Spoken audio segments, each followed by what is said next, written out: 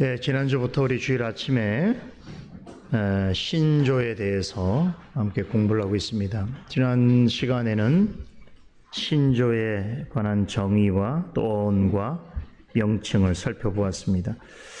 자, 우리가 신조를 말할 때에 항상 제기되는 한 가지 의문 혹은 반문이 있습니다. 우리 그리스도인은, 기독교는 성경을 믿는 사람들인데 성경만 있으면 되지 신조가 꼭 필요한가 하는 것입니다. 어떻게 들으면 성경을 매우 중요하게 여기고 성경을 강조하는 것처럼 들리는 말이기도 하지요. 자, 그런데 여기서 성경이 중요하고 필요하다라고 할 때는 반드시 어떤 전제가 있어야 하는가 하면 성경대로 믿는 신앙이어야 하고, 그렇다면 성경대로 믿는 신앙이라고 하는 것은 어떤 근거를 가지고 있는가라고 하는 것이겠죠. 성경만 필요하지 신조가 왜 필요하냐라고 하는 말은 자칫 잘못하게 되면 성경을 강조하는 것이 아니라 오히려 성경을 해치는 그런 주장이 될 수 있습니다. 왜 그런가 하면 이런 말은 성경을 자의적으로 해석할 수 있는 가능성을 열어두기 때문인 것이죠. 우리가 모든 해석에는 규범이라는 것이 있습니다. 어떻게 이것을 해석해야 하는가라고 하는 규범성을 가지게 되는데, 지난 시간에 말씀드린 것처럼 우리의 언어 말은 다 규범적인 성격을 가지고 있어요. 무엇을 말할 때에 그 단어가 가지고 있는 규범적 의미가 있어야 우리가 서로 소통하는 것이죠. 그죠? 예를 들면 의사들이 그 진단서를 쓸 때에 통상적으로 모든 의사들이 공통적으로 이해하는 그러한 단어와 말을 씁니다. 그것은 규범성이 있다는 것이죠. 성경도 마찬가지예요. 성경에 대한 이야기를 할 때는 우리가 그냥 저작거리에서나 혹은 세상에 어떤 관심 있는 사람들이 나누는 주제에 관한 그런 어떤 의미로서 말하는 것이 아니라 성경에서 가르치는 그 의미를 우리가 나누는 것이란 말이에요.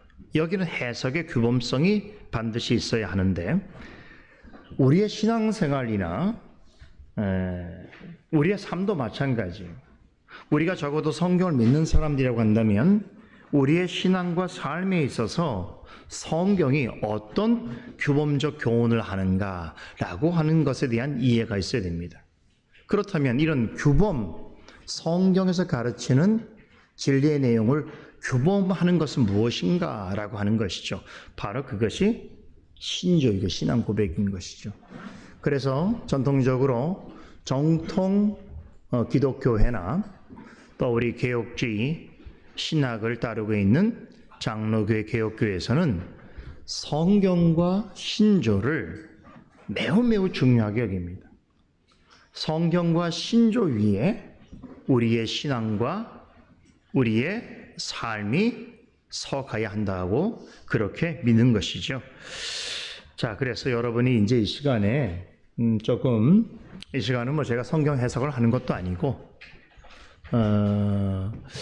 그렇지만 이런 기회가 아니면 여러분들에게 이런 말씀을 전해드릴 수 있는 또 기회를 찾기 어렵기 때문에 예배론에 이어서 우리 예배 시간에 고백하는 신조에 관한 이야기를 여러분들에게 좀 편하게 전해드리고 있는데, 이 시간이 짧은 시간이지만 이런 거 잘 들어두시면 매우 유익할 것이고, 여러분을 아는 사람들이 여러분에게 여러분들이 믿는 신앙에 관한 내용, 또 여러분들이 성경을 어떻게 이해하는가에 대해서 궁금해할 때에 여러분들도 늘 답변할 것을 준비해 두어야 하는 것이거든요.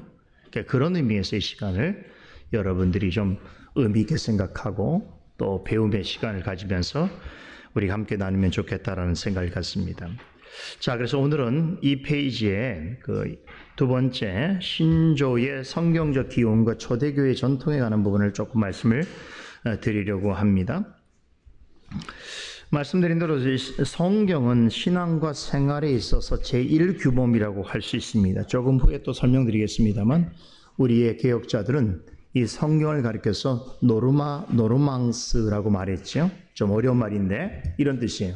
노르마라고 하는 말은 규범이에요. 노르망스 이런 말은 규범을 세우는 규범이다. 자, 어떤 규범이 있는데 그 규범의 1차적 원인으로서의 규범이 있어야 되겠죠. 그것을 가리켜서 성경이다 이렇게 말하는 거예요.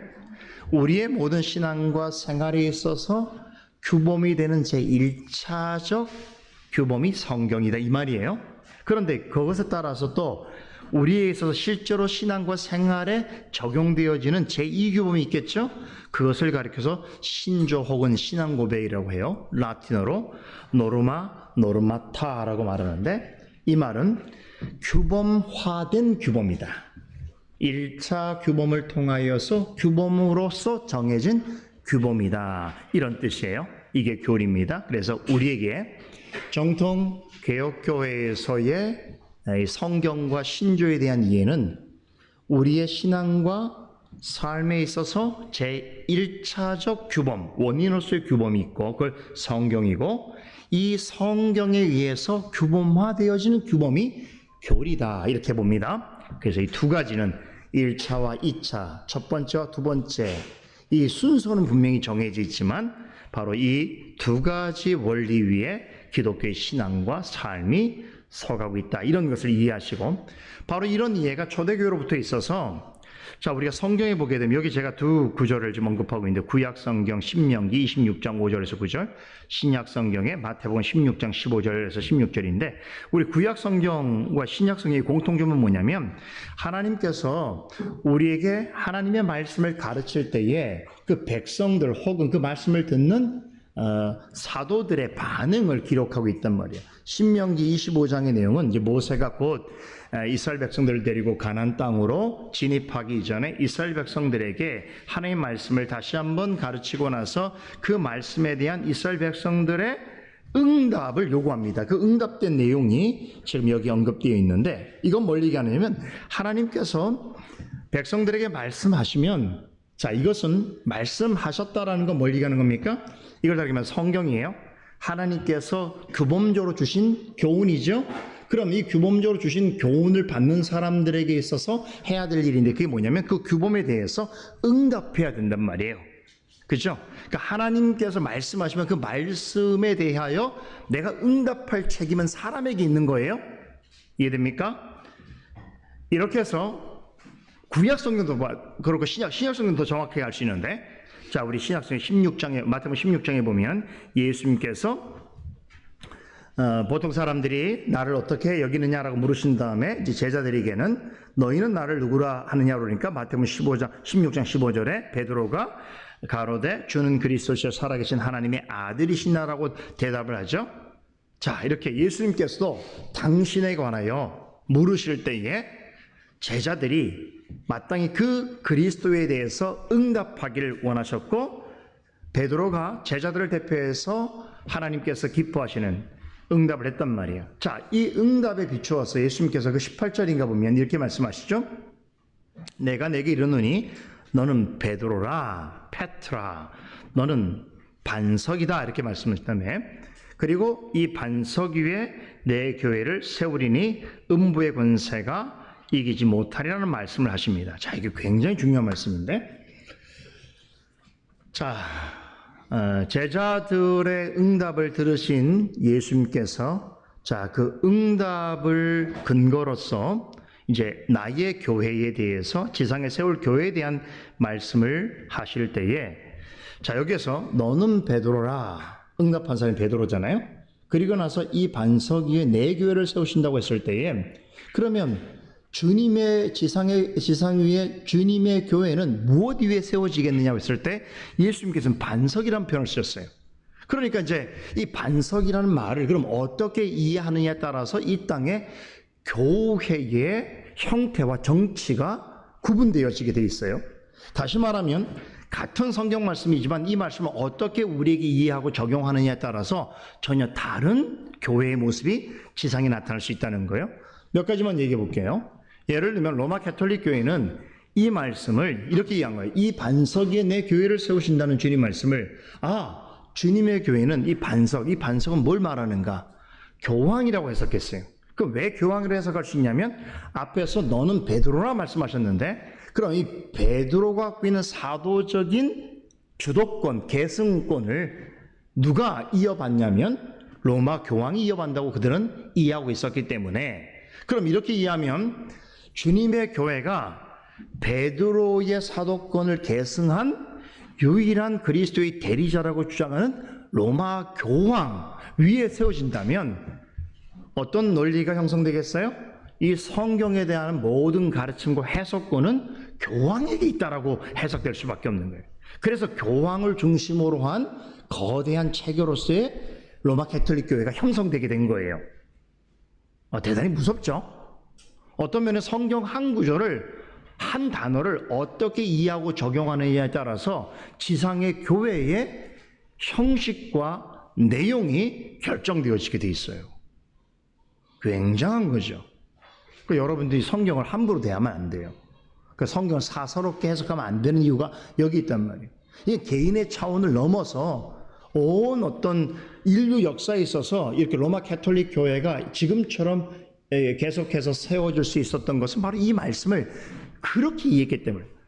베드로라고 그러니까 그럼 베드로를 반석으로 생각하고 반석인 그리스도를 교황으로 치환하면 이렇게 이해할 수 있구나라고 생각했던 거예요. 또 회중교회나 독립교회는 여기서 말하고 있는 이 반석을 뭐라고 생각했을까요? 회중들이라고 생각해요. 회중들. 그러니까 이 말씀을 받는 모든 회중들이라고 생각했기 때문에 결국은 어떤 면에서 교회의 신적인 권위나 전통은 회중들의 전체적인 어떤 뭐라고 할까요? 인식 혹은 선택에 있다라고 해석할 수밖에 없었던 것이죠. 세 번째로 우리 장로교회나 개혁교회에서는 이 반석을 뭐로 이해합니까? 이 반석을 방금 전에 베드로가 고백한 신앙 고백으로 이해하는 거예요. 베드로가 뭐라고 고백했죠? 주는 그리스도시여 살아계신 하나님의 아들이라고 그랬죠.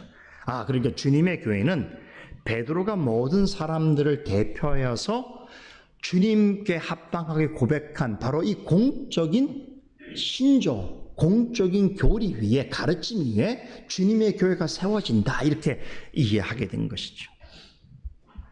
그래서 전통적인 개혁교회와 장로교회는 공적인 신조와 신앙 고백을 매우 중요하게 여기게 된 것입니다. 제가 지난 시간에 이 신조를 어떻게 표현했죠? 여러 가지 의미를 얘기했지만 아주 다시 한번 정의를 하자면 믿음의 공동체가 더불어서 함께, 발로라고 그랬죠? 심볼이란 뜻이라고 그랬죠? 뭡니까? 던지다. 모든 이 신조는 믿음의 공동체가 함께 고백하는 공적인 신앙의 규범이라고 말할 수 있습니다. 그런데 이런 규범이 이렇게 초대교회로부터 있었어요. 왜냐하면 초대교회 같은 경우도 우리가 순수한 교회라고 생각하지만 초대교회는 너무나 많은 이단들이 있었거든요. 이단들이 막 발생했어요. 왜냐하면 그때는 이 규범이, 우리가 알고 있는 신조의 규범이 정확하게 형성되지 않았던 상황이기 때문에 성경은 존재했으나 규범이 없어요. 규범화된 규범이 없단 말이에요. 전체 교회를 함께 묶어서 이것이 성경의 뜻이라고는 규범이 정해져 있지 않은 시기였기 때문에 훨씬 많은 이단들이 막 우후죽순 늘어나게 됐단 말이에요. 그러니까 초대교회의 문제는 갈등은 뭐냐면 이렇게 혼돈한, 하나님 말씀에 대한 혼돈한 시대 속에서 성경에서 말하고 있는 규범화된 규범, 즉 신앙의 체계로서의 규범을 정하는 것이었어요. 그래서 여기 밑에 보면 이레니우스라고 하는 교부가 활동할 때에 벌써 이런 우리가 지금 보고 있는 그 고대 신조와 매우 유사한 형태의 신앙 고백이 이미 만들어졌었고, 그렇게 만들어진 실제적인 목적이 뭐냐면 이제 교회 안에서 세례를 베풀거나 입교를 하거나 성만찬에 참여하거나 또 예배에 있어서 같은 믿음을 가지고 있는 그런 공동체라고 하는 것을 입증하는 일에 있어서 어떤 규범화된 신조가 필요했던 것이죠.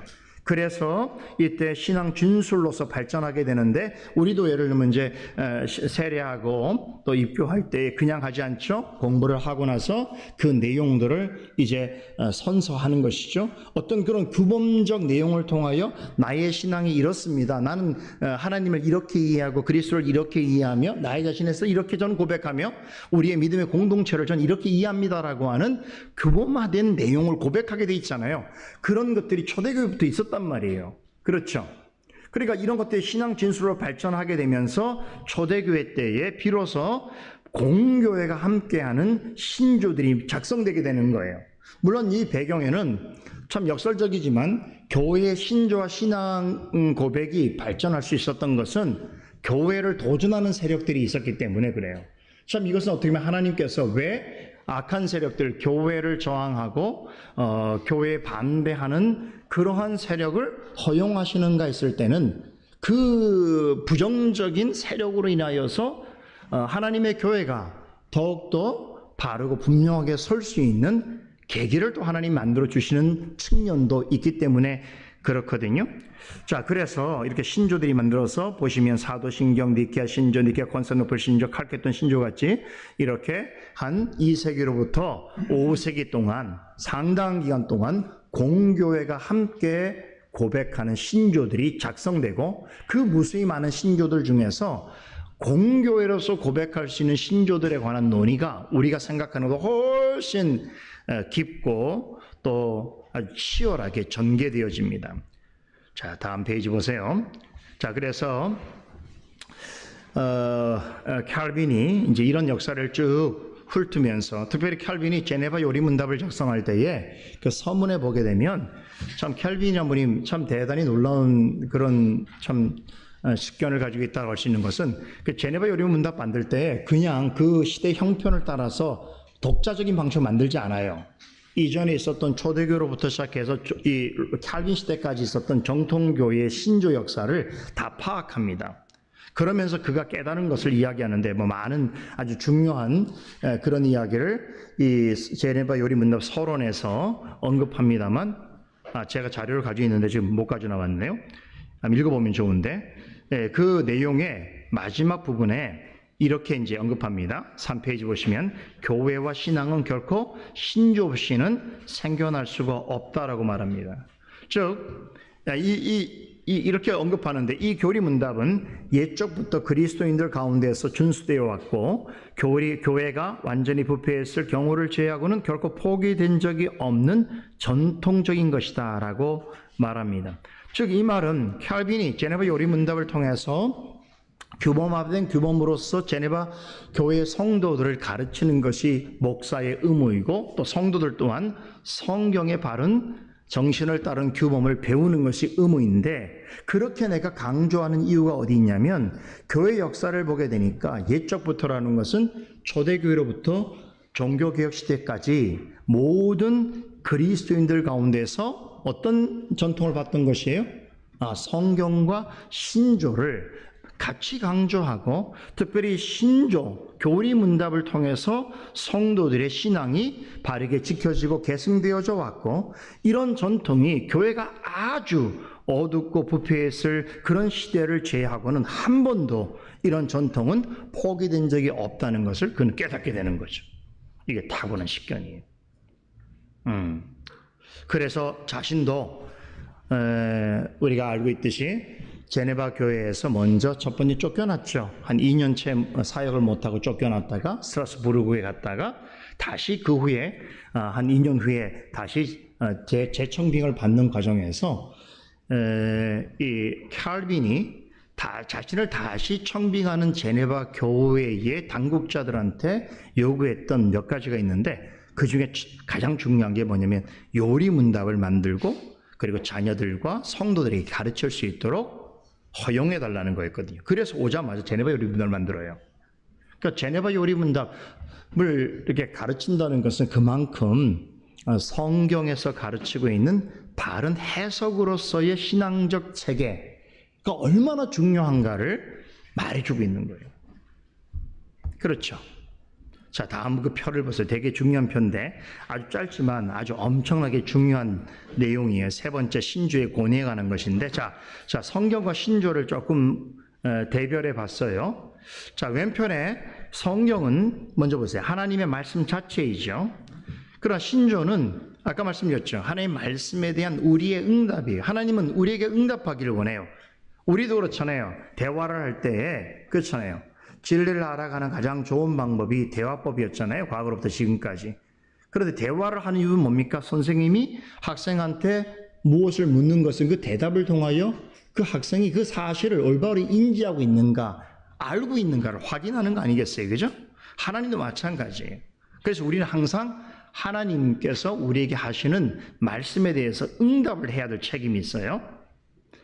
자, 두 번째는 성경은 신조가 절대적이죠. 오류가 없어요. 그러나 신조는 교회적이고 상대적이에요. 뭐 교회가 없었던 적은 없습니다만 우리가 초대교회 역사로부터의 교회를 생각하면 그 이전에는 초대교회 이후에 나타난 교회는 없었겠지요. 그러면 어떻습니까? 그 이전에 신조가 없었다고 말할 수도 있지만 그렇다고 성경이 없었던 건 아니잖아요. 성경은 절대적인 것이죠. 어느 시대나 성경은 진리죠. 변할 수 없는 진리죠. 그런데 신조라고 하는 건 어느 시대라고 하는 제한성이 있고, 왜냐하면 시대 안에서 만들어진 것이기 때문에. 또 상대적이라고 하는 것은 뭐냐면 이것은 성경처럼 절대적으로 어떤 하나의 표준이 모든 역사 속에 동일하게 적용되는 방식은 아니라는 거죠. 우리가 교회 역사를 보더라도 예를 들면 장로교회적인 신앙 고백이 있고, 또 유럽 화란 개혁교회적인 신앙 고백이 있고, 뭐 이런 것처럼 같은 신앙을 고백하더라도 서로 다른 형태의 신앙을 고백을 가질 수 있다라고 하는 건 우리가 이해할 수 있다는 거죠.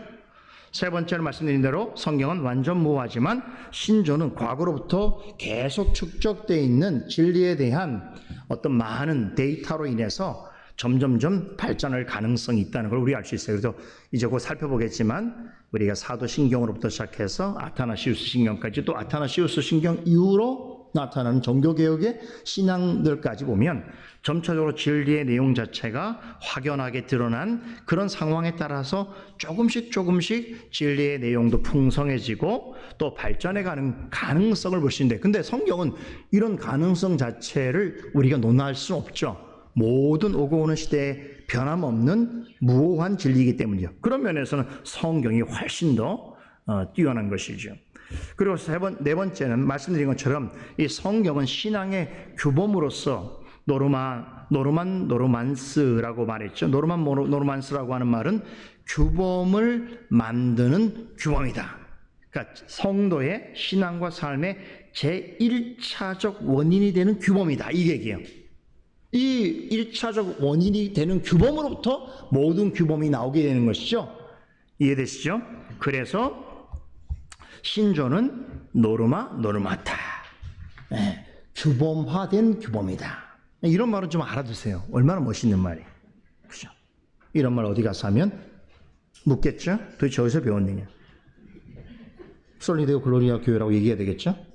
솔리데오 글로리아 신학교냐? 어떻게 이런 걸 가르치냐? 우리 목사님은 시간 날 때 이런 얘기 많이 한다. 이렇게 얘기하면 되잖아요. 그죠? 그리고 다음번에 오겠습니다. 그래서 성경은 성도의 믿음과 행위 자체를 온전하게 지배하는 유일한 규범이 되지만 신조는 좀 상대적인 부분이 있어요. 교연법과 교회 정치, 교회 직원들의 공적인 가르침을 지배하는 것이기 때문에 이게 굉장히 중요해요. 여러분들은 진리를 어떻게 알아가는 방식이냐면 전하는 자를 통해 아는 거예요. 여러분 스스로가 진리의 내용을 계시를 받는 방식은 아니에요. 기록된 계시를 해석하는 이를 통해 여러분들은 이해를 하게 되는 거예요. 그럼 더 중요한 건 뭐냐면 여러분들에게 가르치는 자가 성경에서 어떤 규범성을 이해하고 있고 이 성경을 어떻게 해석하느냐에 따라서 여러분들의 신앙은 결정되게 돼 있단 말이에요. 이것도 대단히 놀라운 일 아닙니까?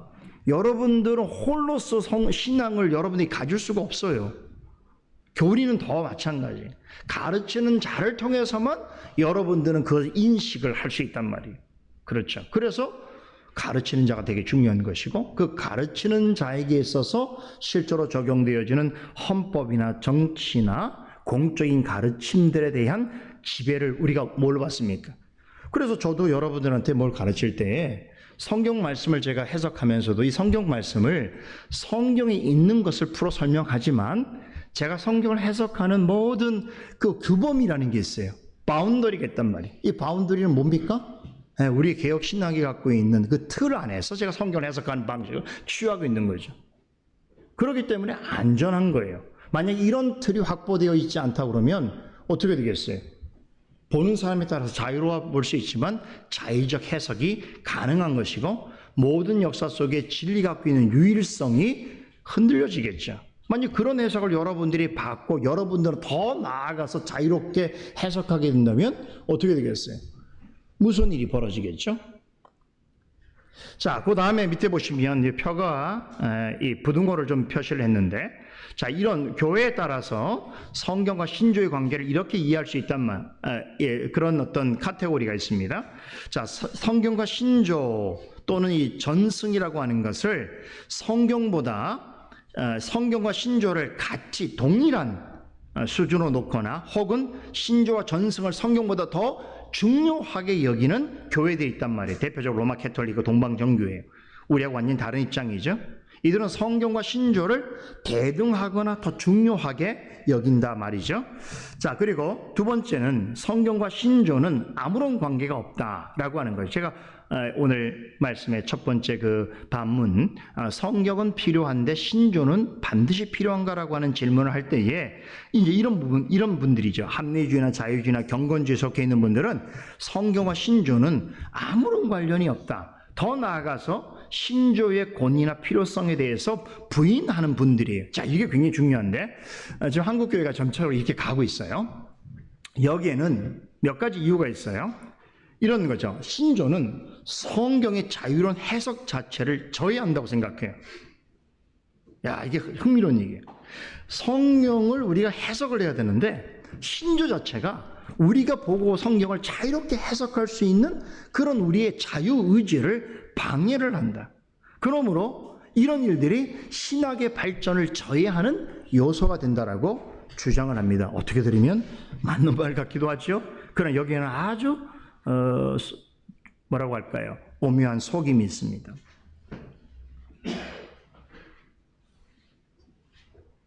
여러분, 우리는 개인의 양심의 자유를 다 가지고 있습니다. 그러나 그 양심의 자유는 반드시 하나님의 성경 말씀에 제한을 받아야 하는 거예요.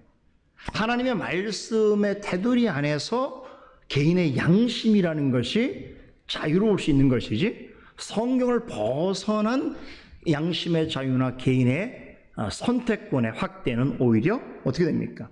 아담과 하와가 에덴 동산에 범한 그런 잘못이 행해줄 수 있다는 걸 꼭 기억하셔야 됩니다.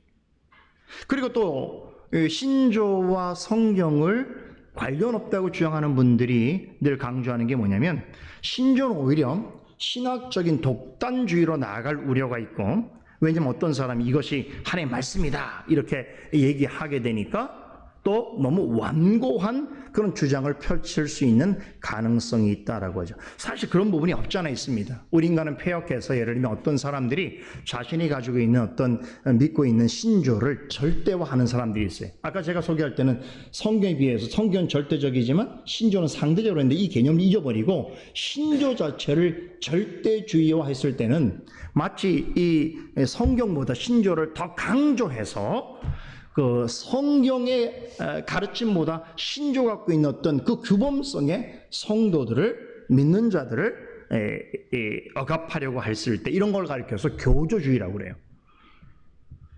교리주의와 교조주의는 완전히 다릅니다. 교조주의는 독단적이고 독재적인 것이죠. 그런 것들은 이단에서 많이 나타나는 거예요. 잘못된 교회에서 자신들이 성경에 관한 잘못된 규범을 만들고 그 규범에 모든 사람들이 무조건적인 복종을 하도록 강요한 방식이 있죠.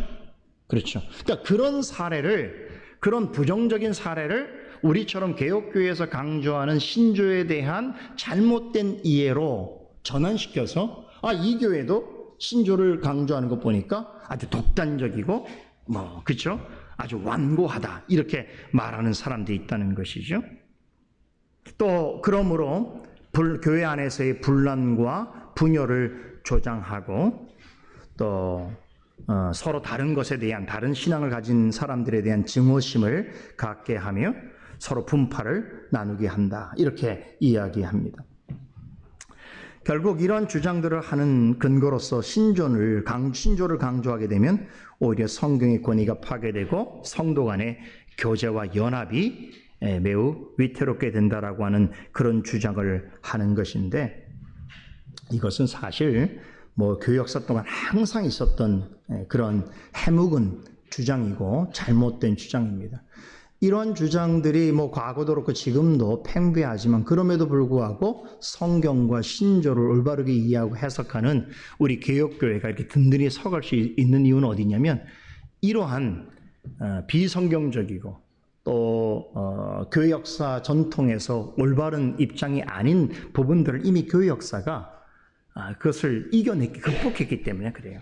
그래서 오늘 이 말씀만 좀 드리려고 하는데, 성경과 신조는 우리 입장 보세요. 복음주의와 개혁주의 입장, 여기서 복음주의는 좀 우리 입장과 매우 유사한 그런 복음주의라고 말할 수 있는데, 성경과 신조를 보면 성경과 신조에서 1차적으로는 성경이 더 절대적인 거예요. 성경에 우리는 더 우선시해야 됩니다. 그러나 신조를 무시하면 안 됩니다.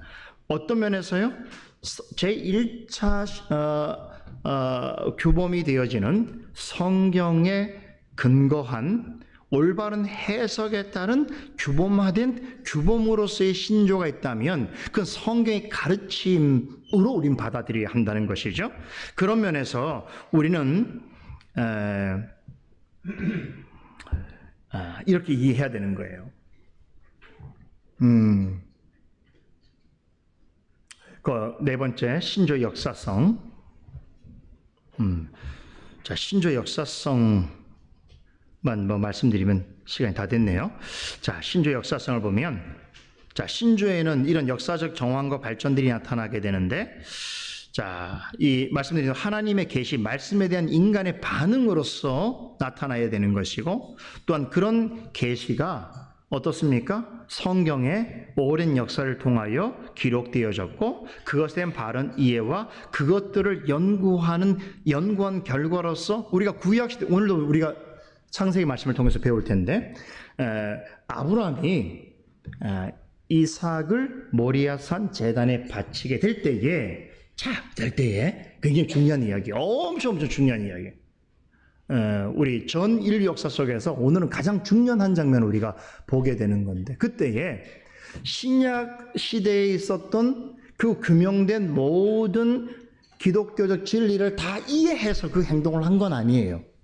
그래서 히브리서 기자는 그가 한 행동을 뭐라고 표현하냐면 믿음으로 한 일이라고 하는데, 그럼 믿음으로 했다고 했을 때에 그는 예수 그리스도를 눈으로 본 적은 없지만 이 이삭을 바침으로 인해서 그리스도께서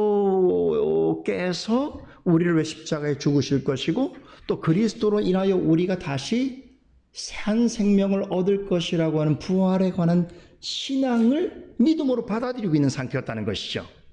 자, 이런 것처럼 구약시대 어느 시대에 나타난 계시가 아직 신약과 그 이후에 증명된 방식으로 있지 않은 제한적 성격이라고 할지라도, 그렇죠? 그러나 시간이 지나면서 그 진리가, 구약에 있었던 나타난 진리가 하나님의 뜻에서 어떤 내용을 가지고 있는지를 이제 명료하게 드러내고 있잖아요. 그런 계시에 드러나는 역사의 산물, 그것이 바로 우리의 신앙 고백이다, 이렇게 볼 수 있겠습니다. 자, 마지막 다섯 번째, 그래서 역사적 교리의 이종표와 지게석이 되어진다, 이렇게 볼 수 있습니다. 이 교리가 이렇게 신조가 중요하다는 말씀을 오늘 여러분께 전해드리면서 다음 시간에 이제 이 서론 부분을 마무리하도록 하겠습니다. 오늘은 여기까지 나누겠습니다.